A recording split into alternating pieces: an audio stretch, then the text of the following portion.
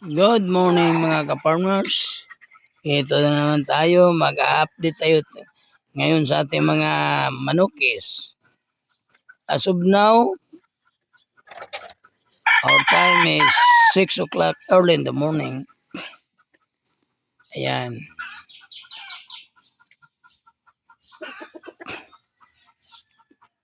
Ayan sila. Oh. Dito tayo sa ating mga flowers. Mga beautiful flowers na magbibigay sa atin ng good energy sa buong araw.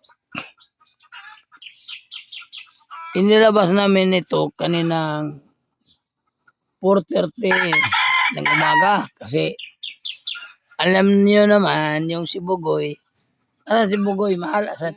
Ito si Bugoy, hindi pwede nang maliwanag na kasi nanglulusob ito para itong guerrilla warrior nung panahon ng hapon. Lahat ng makikita basta kalaban sa tingin niya pinapatos.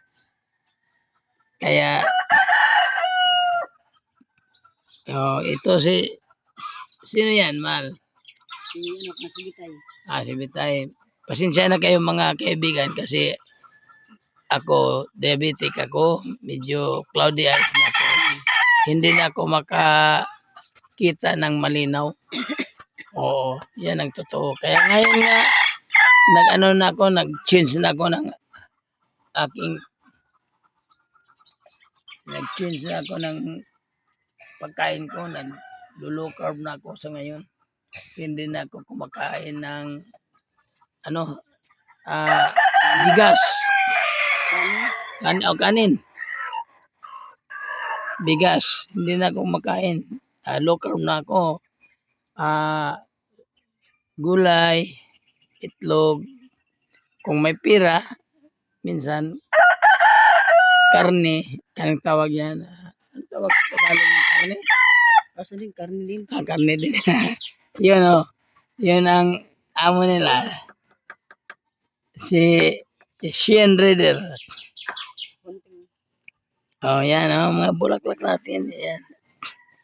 Bakit nagtataka kayo na nandito naman sa labas yung mga manok? Kasi ganito yun. Ang importante sa manok, kailangan na nagpalipat-lipat sila ng pwesto. Sa umaga, example lang yan sa akin, umaga. Kukunin natin sila sa flying pins. Ilalagay natin sila dito hanggang sa mga dito kasi sa amin hindi masyadong anong tawag diyan? Ang sikat ng araw hindi directly na tumama sa mga manok ko. Kaya hinihintay ko na tumama mga 9 AM, tumama na yung araw sa kanilang limber. Bago ko yan sila ibinabalik sa flying pins. Kasi ganito yun.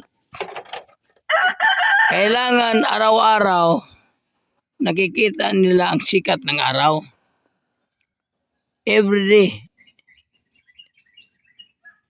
Kailangan nila makita ang sikat ng araw.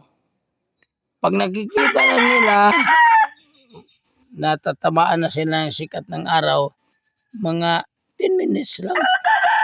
Paarawan mo sila.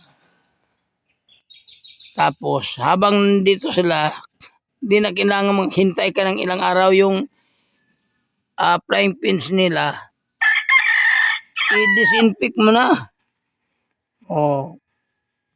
Sundrok lang ang katapat dyan.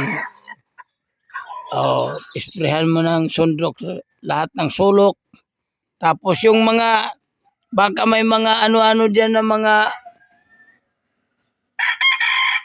sagabal sa kanilang flying pins, kunin nyo. Makadistract yan sa kanilang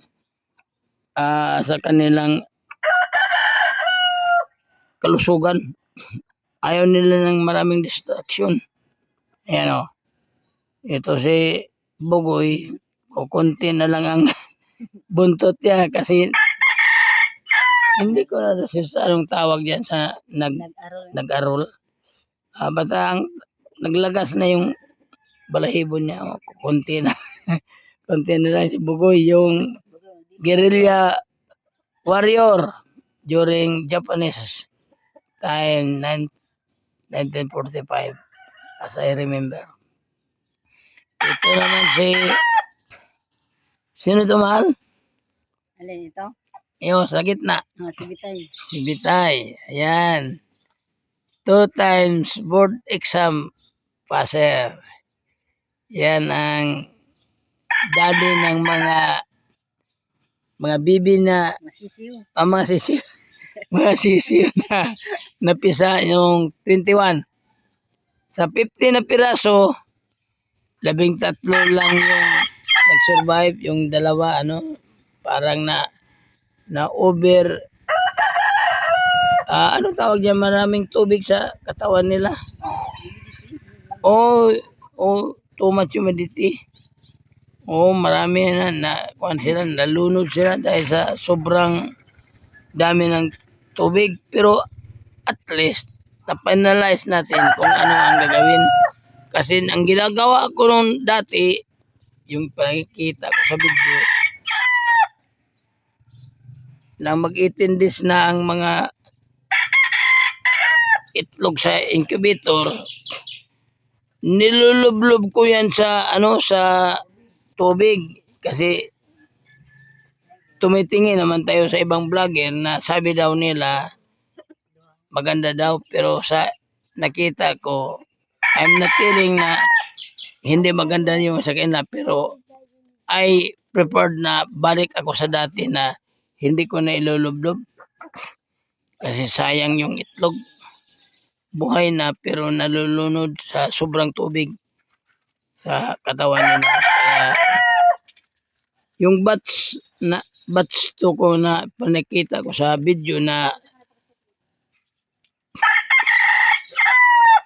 bagong pangalawang salang ko, ano yan, 26 pieces.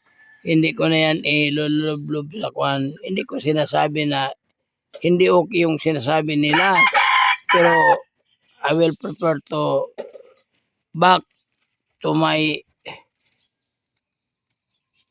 old ano yan, ang tawag diyan, old processing na hindi ko ilulublob yung ginagawa ko sa mga itlog ko sa itik. Oo, sa tingin ko lang mas maganda yung dati, hindi ko na ilulublob kasi nasobrahan sila sa tubig. Nalunod yung dalawa, 15, 13 lang ang napisa. Yung dalawa, sobrang tubig, nang mabiyak yung nakabutas ng konti, umaagos yung yung tubig mula sa loob. Kaya nasasayangan ako. Pero okay lang yan. Normal lang yan ang tinatawag diyan, experimental procedure. Sa ngayon, ganito yun babalikan ko. Ang gagawin natin sa ating mga manukis, lalo na gusto nating isabak sa exam. Tuwing umaga, kukunin nyo sila sa flying pins. Tapos ilimber. Sa akin lang to hindi ko sinasabing lahat. Sa akin lang to. Through my experience. Ilabas natin sila, ililimber. Pag sikat ng araw, kung kailan sila matatamaan ng araw, mga, depende sa iyo, pero ako 5 to 10 minutes lang, binibilad ko yung ko. Ibabalik ko na sila sa flying pins. Pero habang nandito sila sa labas, dinidisinfect ko na ng kulungan nila para kahit araw-araw ko ginagawa yan. Hindi ko na kailangang paabutin pa ng ilang araw bago ko linisan. Araw-araw ginagawa ko yan.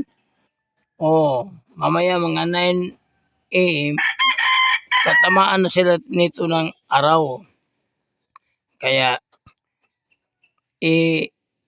15 minutes, ibabalik ko na sila sa kanilang kulungan. Oh.